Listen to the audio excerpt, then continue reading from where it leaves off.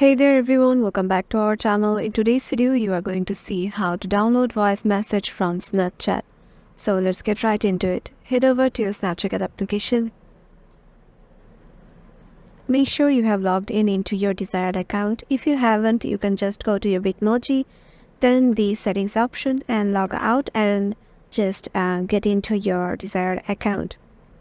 Once you do it, head over to a specific chat or your chat box, then go to a specific chat.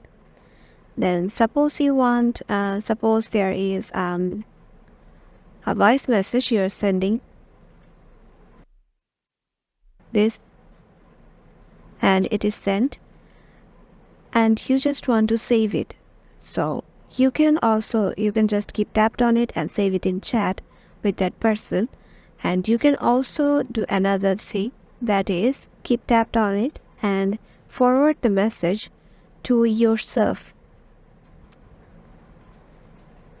And once you send it to yourself, it is just to you, between to you. So save it in your chat and it will be in your chat for the following rest of the time. And this is how you can do it. Hope this video will help you out, and make sure to give it a thumbs up and subscribe to our channel. And we'll see you in the next one.